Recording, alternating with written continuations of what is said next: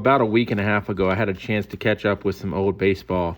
Chuck Vipperman, he is the voice of GW Danville, but he's also a diehard Detroit Tigers fan. I asked him, what is his heyday of being a fan of the Detroit Tigers? When did his fandom reach its peak? Kind of 1976 through 1992, 3, something like that. But, yeah, that's been fun. Gosh, I've looked forward to those emails saying they're lined up against such and such in 1977. And, yeah, that's fun. So Professor Vipperman was the judge, jury, and thankfully he didn't execute me when I talked about my top 10 Tiger players. I talked about my number 10 player on the Tigers, and basically what I was doing is I was doing people that may have forgotten about Tiger players from 1975 to 1994. Do you remember this guy played for the Tigers? I started with number 10, a Danville native. Yes, I had kind of made a mental note of him. It was really weird. He was going to start like in the middle of the week, and the Tigers, as luck would have it, were on Monday Night Baseball. That was a thing then in 1984. And they actually announced on Monday Night Baseball that from Danville, Virginia, Carl Willis is going to get his major league debut this week for the Tigers. And, of course, at the time, Tigers are in first place, 10,000 games up or whatever after the great start. But, I thought it was wild that, again, they had drafted him, and now he's going to start for the Tigers. I mean, just really weeks after they had drafted him, though. Really, really odd story, but he bounced around, of course, found a home with the Twins a couple of years later, got a World Series, and he's still one of the best in the business. Carl Willis went to Piedmont Academy. I asked Chuck if that was a big thing for people to go there from GW. Where's Piedmont Academy? I think that no longer exists. Okay, because that's where he was listed as going to high school. I think it was right on the casual person line, if I remember correctly. So was that a big thing to where people from Danville would go there? Not that I recall. Okay, well, I remember at the time, a couple of years later, another Caswell County guy, John Nunnally, made the big leagues, and he was actually he got special permission to play Danville Little League because he was the same age as my brother, and he played on the Sertoma Little League team, and he was a skinny kid, but the ball just jumped off his bat. It was just almost supernatural the way he could generate power. But and I don't know where he went to school, but Piedmont Academy I don't think exists anymore. Diehards, sickos, and baseball geeks like me might know who Jerry Manuel was. He did make my list at number 9. I asked Chuck for his comments on Jerry Manuel. Number 9 on my list, actually a first-round pick by the Tigers. He is no more as a manager, at least for me, Jerry Manuel. Yes, he was kind of up and down in the Tigers organization there, I guess mid-late 80s into the 90s. Again, like so many managers, never quite panned out, but he was around the game a lot, I remember. He was one of those, they called him 4A players for a while because he was, making the jump up and down, back and forth quite a bit. But, he was someone that I think they identified at a very young age that was going to be in this for the long haul, that is to say managing and coaching. No, I'm cheating a little bit. I'm looking these guys up online, but it shows in 75 and 76 total, he only played 60 games. So it's almost like I'm going with the obscure Tigers here a little bit. So but he was, this is kind of a hanger-on there for a while, but he was I just remember the name, and for someone, if I remember his name and he only played 60 games, that meant he was kind of active in the organization, because even then I was, getting the sporting news and following, then it was Indianapolis was their AAA team, so I was tracking AAA too. I am a big Yankees fan, and if it's not for Gene Michael, the Yankees might have really been in the dumpster. He really, really saved the Yankees when George Steinbrenner was suspended in the 90s, and Stick was my number 8th person on the Tigers list. Yes, the Stick. He yep. was 56 games for the Tigers. Yeah, exactly. And yeah, it was in one of your quizzes that you reminded me, and I gosh knows 6 games. I sure don't remember it. And of course, if they didn't make a baseball card, it didn't happen, as far as I was concerned. If he never appeared on a baseball card for the Tigers, then I had no recollection of him probably. But yeah, it was wild. You pointed that out to me, and 6 games, 75, and I think those were his final 6 in the bigs. Yep. Was that a big deal? Do you remember? I don't recall it being a big. In '75, the Tigers were abysmal. They had a 106-loss season, I think, and they were just trying to get to the finish line. We talked a little bit about Ben Ogilvy. Ogilvy, who was a masher. If you ever have watched on YouTube the documentary of Harvey's Wallbangers about the Brewers in the early 80s, it's a good documentary to watch. Chuck and I talked about Ben Ogilvy. Ben Ogilvy, correct me if I'm wrong, started with the Tigers. I believe he started with the Red Sox. Right, but he played with the Tigers before he went to the Brewers. Yes. Right? Yes. Okay. Yeah, started and with Ben the Red Ogilvy Sox. was the bee's knees in Milwaukee. Yeah. Oh, yeah. Was he the bee's knees in Detroit? Yeah, he had a 41-homer season in 1981 that led the league. He was one of those players that was they called him just eminently tradable. He always looked good to the other team. It was just really weird, but he was good against right-handers. He was a left-handed batter and was okay in the field. Nothing special. Could run okay, but he was. Once he settled in Minnesota with Cecil Cooper and Robin Yount and Paul Molitor hitting in front of him, setting the table, that was a great spot to be in, and he took full advantage of it. Traded by the Tigers, from what I'm seeing, for Rich Folkers and Jim Slayton. Jim Slayton, who played one deadgum year with the Tigers, won 18 games, became a free agent, and signed right back with Milwaukee. Was that a trade? I'm not trying to make you feel old or anything like that, but was that is 77 in that time frame? Are you kind of locked in a little bit with the Tigers? Yeah. I remember that being a significant trade simply because, again, starting pitching. I mean, Slayton was sort of a consistent, 12, 13 win guy, and which back then is good. Yeah. There's nothing at all wrong with that. Gosh knows if you can get that, that's super. And the fact that they traded for him. Rich Folkers was a bullpen pitcher. I think he played with the Padres some. But, he was kind of a throw-in. But, Slayton was the big name in that deal. And I'm very excited we got him. And, the dude won 18 games in his only year. But, he played out his contract. And this was like the third year of free agency. And so the Players Association was still setting up how we were going to do this free agency thing. But he had played through his contract, and he was an unlimited free agent, and he signed right back with the Brewers. So, a year later, it was exactly like it was, before. In your role as a media guy, how much do you kind of prepare for interviews, or how much do you kind of just go off of a conversation of what somebody says? I don't want to say I wing it. Right. But it depends upon, like I talk to Nick Anderson, GW's coach, every week, and you always have something to talk about, last week's game, this week's game. There's always some kind of a topic.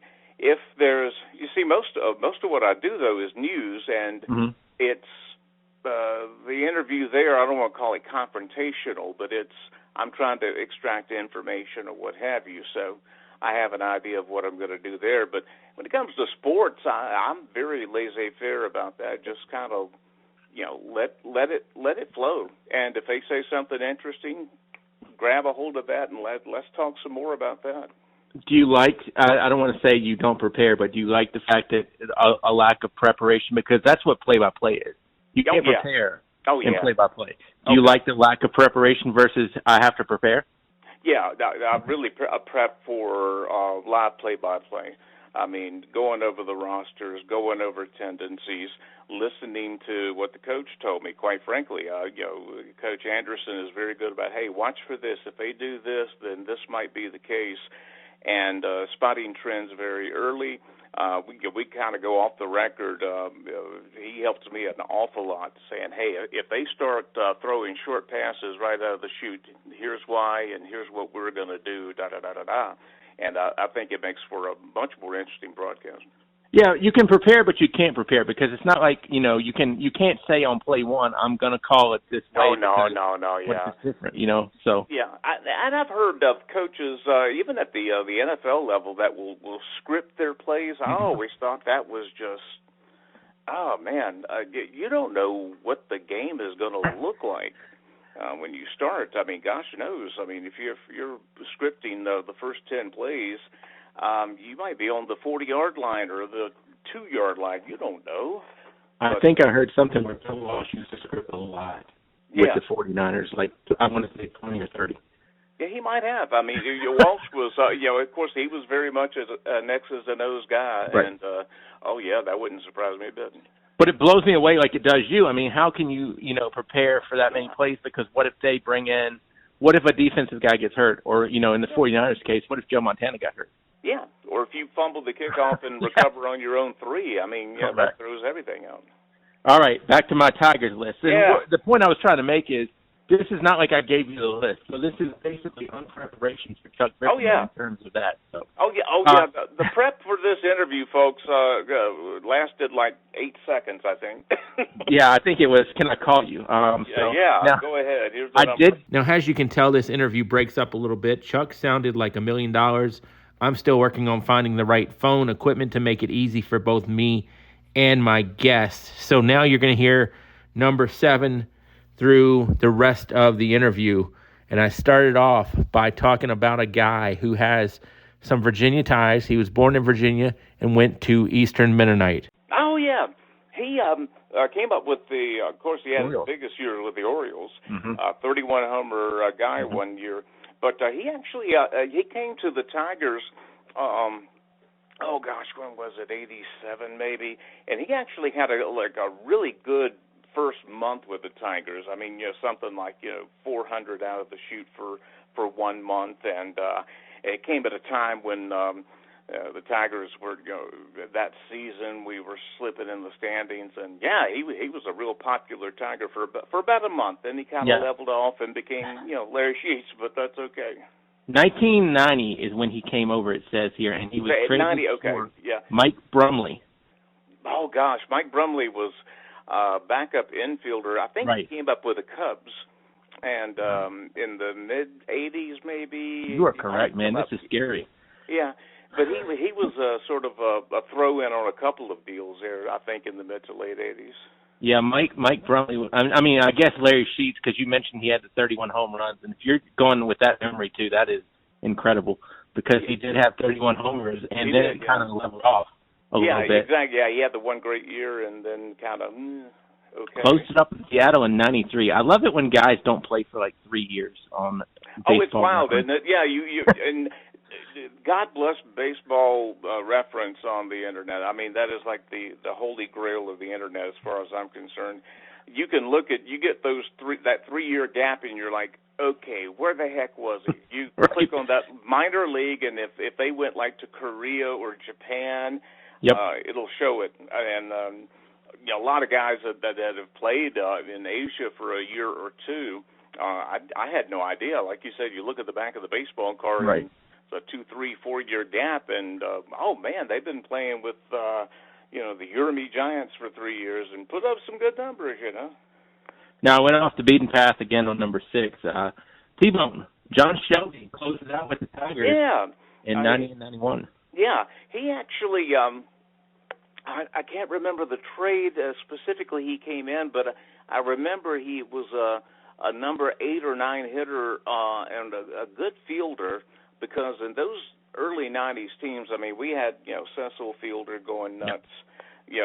Tony Phillips was actually a very underrated part of that team. I really liked him for a couple of years there leading off. I mean, the guy walked 150 times and was a good hitter. And you had Whitaker coming up in Trammell behind him. And Rob Deere was in the lineup, who was a, homer or strikeout or walk guy. And if somebody, by the way, is younger and doesn't know who Rob Deere is, just think about Adam Dunn. Yeah, exactly. Yeah. You got Rob Deere. Go ahead. I didn't mean to interrupt you. Yeah, exactly. Before Adam Dunn.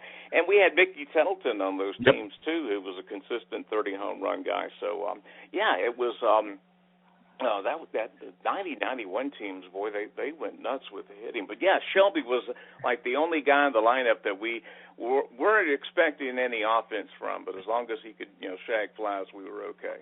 Well, two funny stories basically on what you just talked about. When did Matt Noakes come up to them, by the way? 1987 was his first big year, yeah. So was he there and then they shifted to Tettleton? Because I know they had Lance Parrish back in the day. It was weird, yeah, because Noakes sort of replaced Parrish after Parrish signed with, Philadelphia. Mm-hmm. And Noakes came really out of nowhere. I don't think he was really regarded. We had Mike Keith in quite a bit in '87 too, but yeah, Noakes had a 30 home run season. No one was expecting that, but I think he got a couple of injuries in '88 and '89, and by the end of '89, they had kind of soured on him, and they made the deal with for Tettleton, and Noakes went to the Yankees, I think. Yep. And and he but you're thinking, kid 24 years old hits 31 home runs, he's a catcher, you're like, oh man, next Johnny Bench. Well, not exactly. Yeah, I mean, like that. All-Star in '87. It's funny you mentioned Tony Phillips too, because I was watching him. I was watching an old baseball game on YouTube the other night, and it was like the White Sox and Mariners from like '95 or somewhere, and Tony Phillips had just signed with the White Sox, and the White Sox brought him in for leadership and for his eye. Yeah. Because he was that patient hitter. And Tony, I'm not going to put 300 times a year as a leadoff hitter. Yeah. Yeah, I'm not putting him in the Hall of Fame by any stretch of the imagination. I'll put him in the Hall of Good. Yeah, for what he was going to do, he was going to be your leadoff hitter. He was going to play steady D, like you said, the leadership, especially at the end of his career. Yeah, he was a super player. I don't think enough people know Tony. I mean, they don't know Rob Deere, and that might be okay. But I think more people should know Tony Phillips. For what Phillips he did. Really underrated, my fifth guy on the list, he played for the Tigers in 92, 93. I don't know how I got so far off on some of these. Dan Gladden. Yeah. Matter of fact, I think more or less he replaced Tony Phillips as the de facto leadoff hitter for those couple of years. Because I think Phillips signed somewhere else in 92 maybe. And Gladden, who was, a pretty solid leadoff hitter in his own right. He was very good with the Twins in a couple of those championship years. And he was outfielder as opposed to Phillips, an infielder. But, he drew some walks. He had a little bit of pop on the bat. Not a bad player. Yeah, it's weird because, and you brought up a good guy I want to switch to real quick while I'm typing in my next guy here is I use Mike Heath all the time because I've got a friend that's a big Braves fan. Yeah. And Mike Heath is a great guy for me that I can coincide with the Tigers and Braves. Yeah. And not a lot of people know who Mike Heath is. And I'm not trying to knock on Mike Heath when I say that, but, the kids that play these games now, they know the recent people. You think they know Mike Heath? No, not a chance. Not so much. He was a decent. He came up with the A's, I think, in the late '70s, and he had a decent bat. He could play third base too, which made him pretty valuable. Now, number 4 on my list, I believe he actually still holds. He held the single-season Padres record for home runs for a long time. Nate Colbert. Nate Colbert, yeah. He was. He was done with the Padres by the time he played with the Tigers in the mid '70s, and but there was a lot of fanfare around his signing because again you remember the Tigers '68 core with Kaline, Cash, Northrup, Horton, Freehan. They were all getting old at the same time, and by '75 they were just about gone. And maybe Horton and Freehan might have been the only ones left. But they signed Colbert, one of their first, true free agent signing. I think it was a free agent. They actually traded for him. And I was going to ask you, do you remember anybody that they traded for Colbert? It was November '74. Oh, okay. Ooh, and it looks like this. Jerry Morales? No. Morales. The name I popped up first was Ed Brinkman. Oh, okay, yeah. Brinkman was with the Senators. I played 3 or 4 good years with the Tigers. Dick Sharon? Yeah, I'm sorry? Dick Sharon? Now, that's a name I don't remember. Okay. And then I would remember that otherwise. It looks like Bob Strampy. And, I don't think throw-ins were as much of a big deal. But Strampy, I'm looking at his record. He only pitched in the majors in 72, pitched in 7 games for the Tigers, and the ERA was 11.57. Kind of the classic throw-in, huh? Right. So you can tell that, I guess Brinkman was the, cash cow of the deal. He was the anchor, yeah. That came back from the Tigers. But I didn't mean to interrupt you about Colbert. Colbert, it looked like had a big puff in the bat, and then it kind of got, I don't know what happened. I think what happened was he, much like what we were talking about earlier with Sheets, he had a very good first month or so, and people were thinking, oh, man, shades of his 38 home run season, and then it didn't happen. Now, number 3 on my list, won a World Series with the Mets in the 80s. Howard Johnson. Yes. Yeah, he was pretty well regarded coming up, and it was weird because they really couldn't find a good home for him consistently. Tom Brookins was, sort of, he was kind of like the Tigers' Ed Kranepool, if you remember. Gotcha. With the Yep. Mets. Yeah, just, somewhat a decent player, never great, was always going to, be a, 700 OPS guy, good fielder, etc. But he just always seemed to stick around. You never could find anybody, quite. And so Howard Johnson comes up like 83, 84, and he's a little bit better hitter, maybe a little bit better in the field, and then you're sitting there like, okay, where do we put him here? And so they never could quite find a home for him, and it was odd because I think it was weird because I think he was superior to Brookins in just about every measurable way, but sparky like Brookins, so they dealt Hojo, and he, of course, ended up having some fantastic seasons with the Mets in the late 80s and early 90s. Do you remember who the Tigers got back? Oh, gosh, who did we give up? The starting pitcher. It was Walt Terrell, yeah. Yep. Yeah. Yep. Yeah, it was a good deal because Terrell had a couple of good seasons with us. Number 3 type starter for a couple of years there. So just out of curiosity, when did the Tom Brookins experiment end? Oh, God, he stayed, I think, till 88. He played, I think he went 1 year with the Yankees at the end of his career. Yep. And, but he was, it was weird. They just never could really find anybody until, and even then, 89, I mean, gosh, we were doing Rick Shue, and God knows, we had a terrible team at 89. Did they go, it didn't go to Travis Fryman right away, did it? No. Travis Fryman was 90, 91. Okay, because he was in Detroit before Cleveland. Yes. Okay. Yeah, he played about 5 good, solid seasons with Detroit. Did they give up on Fryman too early? How do we get rid of him? I don't think it was straight free agency. I think it was a deal, but they were starting to get away from my wheelhouse there. When you get mid-90s, I've graduated college at that point, trying to earn a living and working. Tigers weren't on top of the list at that point. Yeah, I was trying to pay bills. Who? While I'm looking up some stuff, who is the guy that they gave up on too early, in your opinion, from your Tiger fandom days? Oh, hardcore. That's a good question. We had a couple of pictures in the late 80s that I wish we had not given up on. And not that they turned into great shakes anywhere else. I just thought we gave up early on. Jeff Robinson was one. He had one good year there, and boy, I really thought that we were going to anchor the staff off of him. And he had a injury-filled year the following year, and I think they outright cut him the year after that. And I just thought, geez, Louise, I mean, it's a 25-year-old arm, and, he's had a couple of injuries, but geez. Yeah, I really thought Jeff Robinson was going to be somebody that that they kept for several years, but it just didn't pan out. I don't know why they were so impatient with him. No, they didn't give up on Mike Henneman. Mike Henneman, I'm assuming. Oh, Henneman, yeah. But Jeff Robinson was one right around that time as Henneman, actually. Right. And then they didn't give up on Jack Morris either, did they?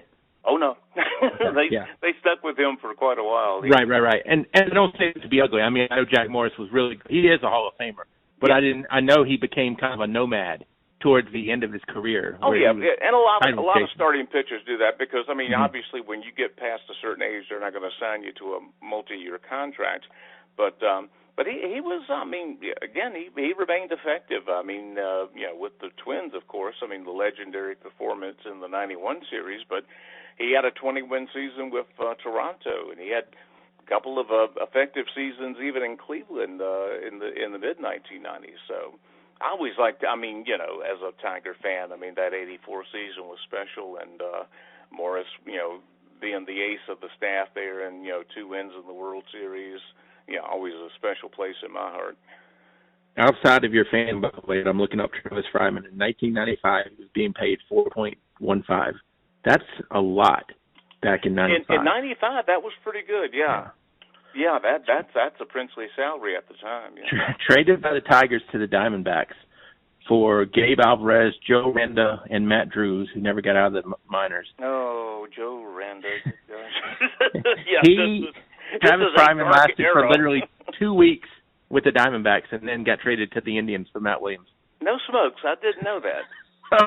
Oh, okay. That makes me feel a little better. Maybe, right. Maybe just a little.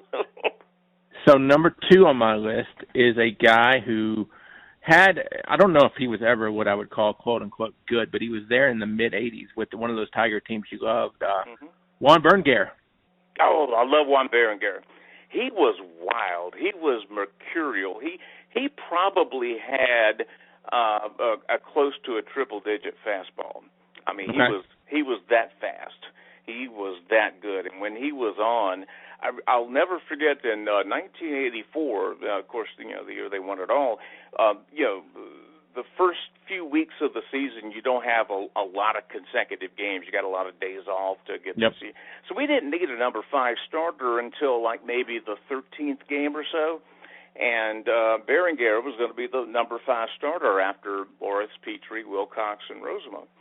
And so it was like 12th or 13th game before he pitched, 7 innings, 2-hit shutout ball. And I was like, geez Louise, our number 5 starter's pitching shutout ball.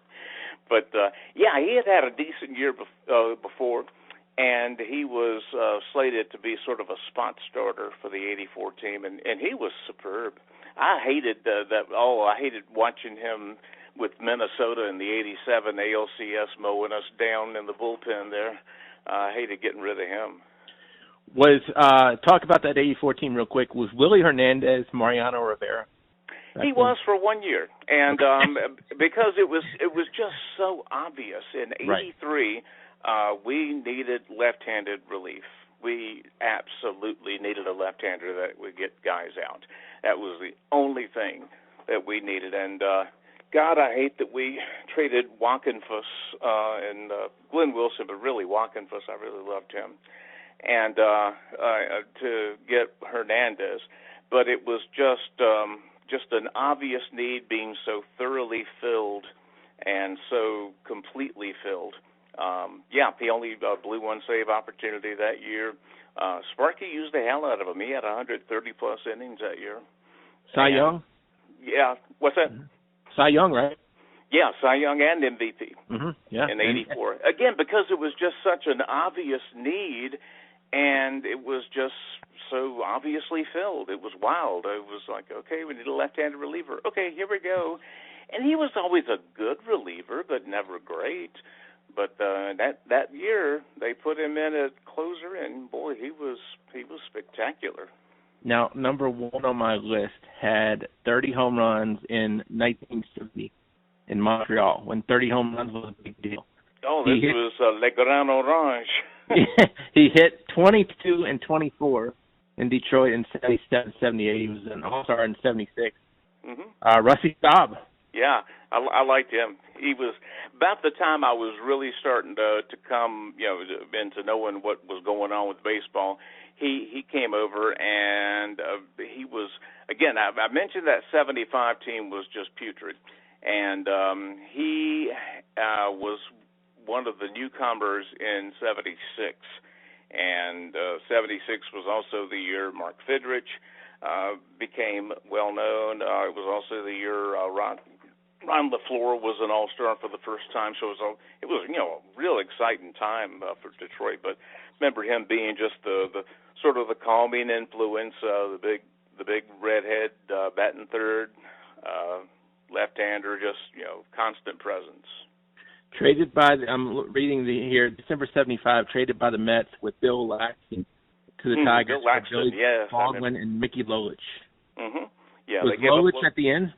Yep, Lolich at the end. He actually had a couple of decent years as a relief pitcher for the Mets, and actually had one more good year in him, I think, a few years after that with the Padres.